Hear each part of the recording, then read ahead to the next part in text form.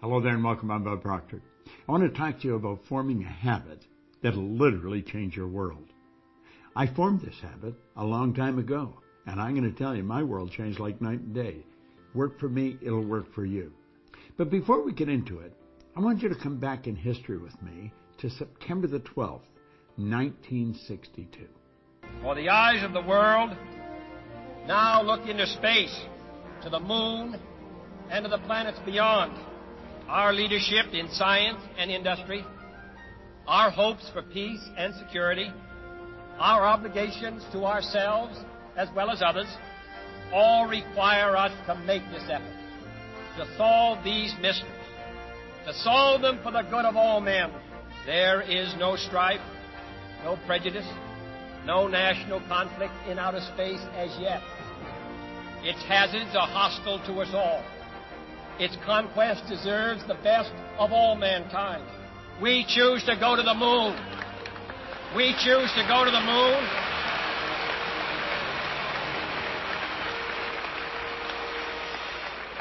We choose to go to the moon in this decade and do the other things, not because they are easy, but because they are hard. Because that challenge is one that we're willing to accept, one we are unwilling to postpone, and one we intend to win. Do you know what John Kennedy did there? Made a decision. That was a decision. It was a big decision, and it changed everything forever. Well, do you know, decision is something most people never really learn, and for good reason. Stay with me, because I'm going to show you something here that you possibly have never looked at before. This book changed everything for me. In this book, it's Napoleon Hill's Think and Grow Rich. There's 15 chapters. There's one chapter, the entire chapter, is dedicated to decision. Now, you may say, well, I make decisions. Do you really? You may make little ones, but you make the real important ones. Do you go after what you want in life? Do you get everything you want in life? See, the truth is, only about 3% of the people are really living the way they want to live, driving the car they want to drive, taking the trips they want to take, living in the houses they want to live in. Most people do not, and they'll tell you why they can't, and they'll give you a string of reasons a mile long. All seem very practical, very reasonable, and the leader of them all is they can't afford it. Well, the truth is, we live in the richest country in the history of the world. Money is the easiest thing in the world to earn once you learn how. Well, if you turn making a decision into a habit, you're going to learn how to do a whole lot of things you may think you can't do. See, what we're doing is we're exploring a side of our personality that we really don't understand. Now, I photographed a page out of here. Napoleon Hill said, those who reach decisions promptly and definitely know what they want, and they generally get it. The leaders in every walk of life decide quickly and firmly. That's the major reason why they're leaders. He said the world is a habit of making room for the man or woman whose words and actions show they know where they're going. And he went on to explain why we have difficulty here, for very good reason. Indecision is a habit, which usually begins in youth. The habit takes on permanency as the youth goes through grade school, high school, and eventually through college without any definite purpose. The major weakness of all educational systems is they neither teach nor encourage the habit of definite decision. Now, why is that? Well, the truth is, most people really don't know.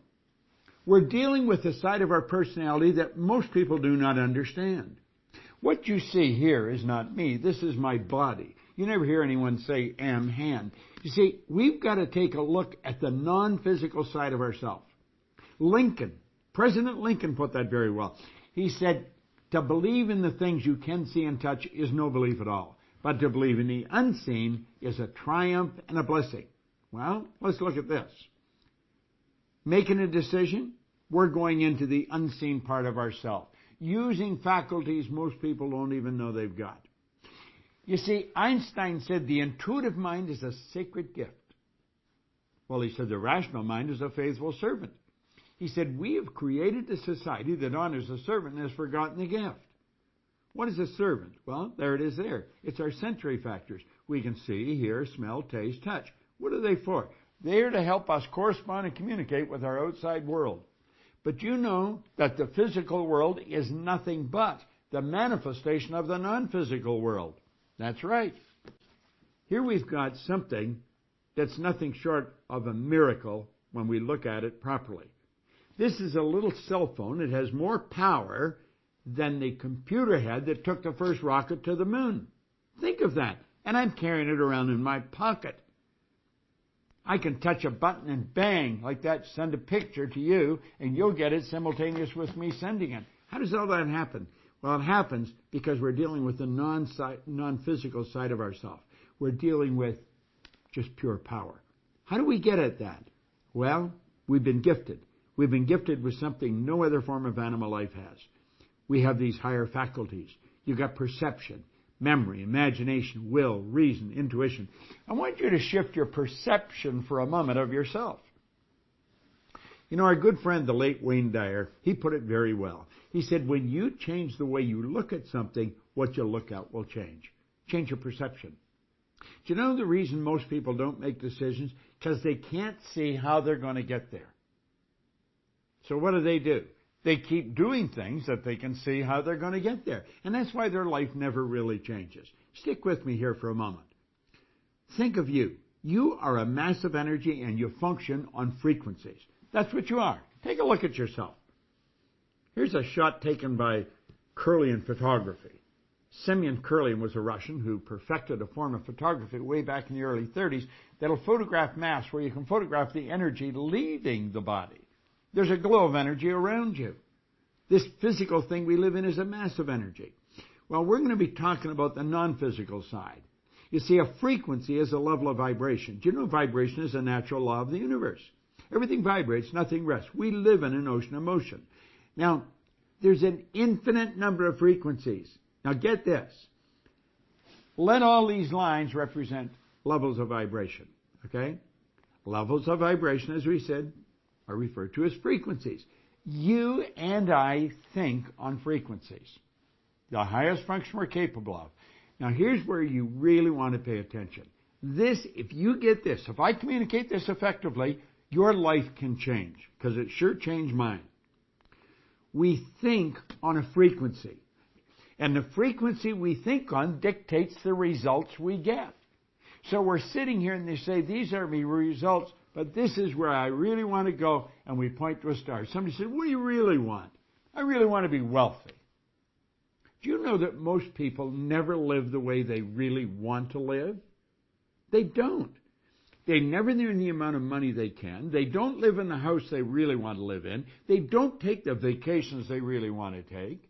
Why? Because they don't know how. You see, when they set those targets, they look off into a space and they see nothing. Now look here for a moment. These lines represent levels of frequency. Or you could say levels of awareness. But when we set the target way up there, it's all gone. We don't know how to get there. Think of that. Think of what Steve Jobs says. You cannot connect the dots looking forward. You can only connect them looking backwards. So you have to trust that the dots are going to connect as you go ahead. Now that's pretty big. If you're going to look at the unseen, you have to use the higher faculties. That's what Einstein talked about, the sacred gift. We can use faculties to look into the future. We can go into the future with our imagination and see ourselves where we want to be a year from now, and then bring that into the present and begin acting like the person we want to become.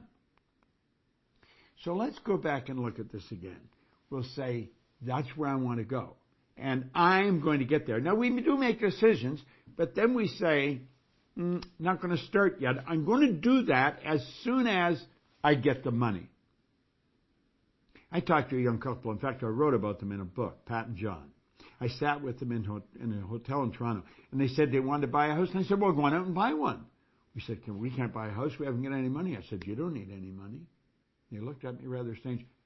I said, what do you need the money for? You haven't made the decision to buy the house. You see, You don't need the money until after you make the decision. Person say, I want to take a trip, and I'm going to go as soon as I get the money. You don't need the money to make the decision to take the trip. I'm going to start my own business as soon as everything's right. Things are never going to be right. You've got to make a decision. Now, you see, when you make the decision, everything starts to change. Look at this for a moment. You're thinking down here on this frequency, and that's what's giving you the results you're getting. If you want to go where you say you want to go, you've got to get on that frequency.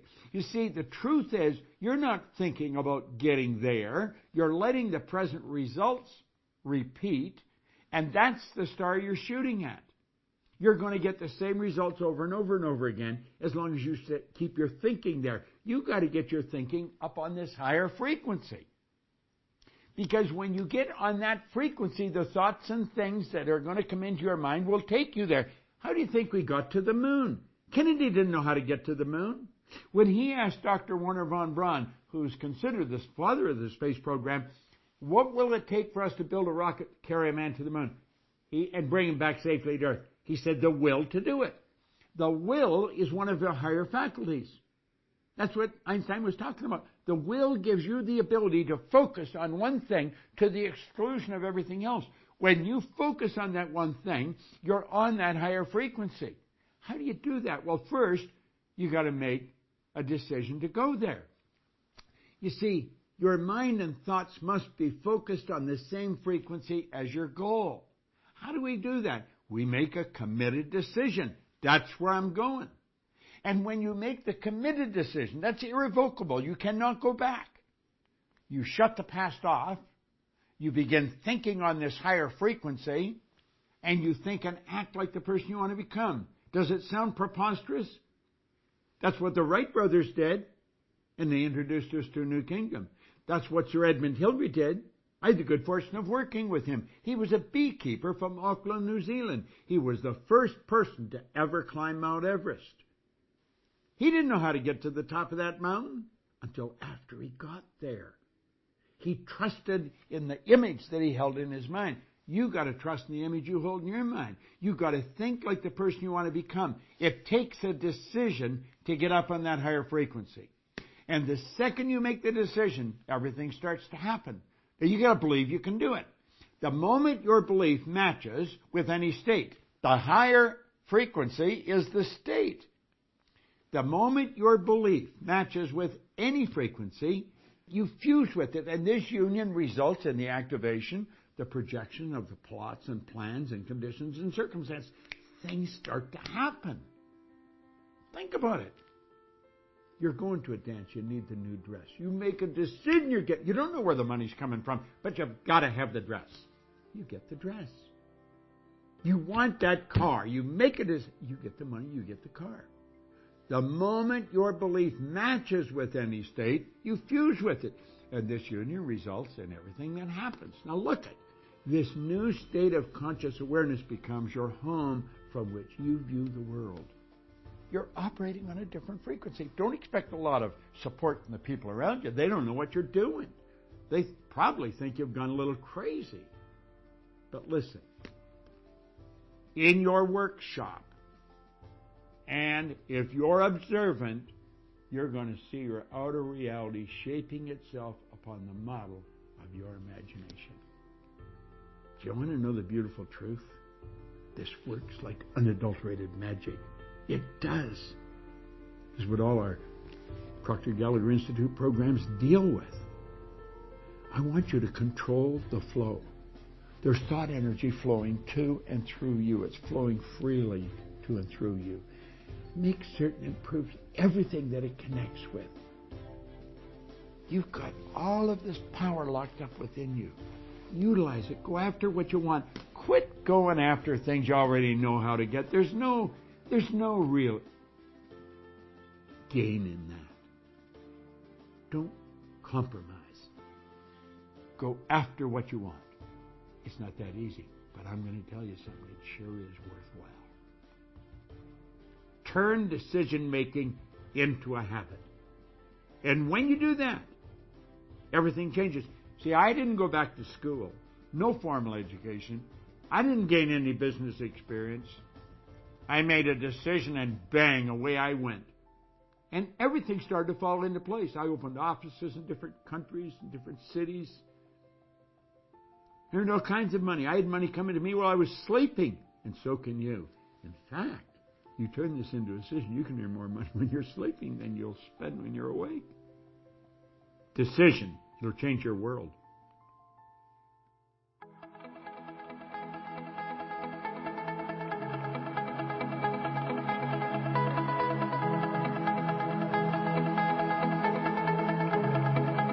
Check us out at ProctorGallagherInstitute.com for tips, tools, and resources.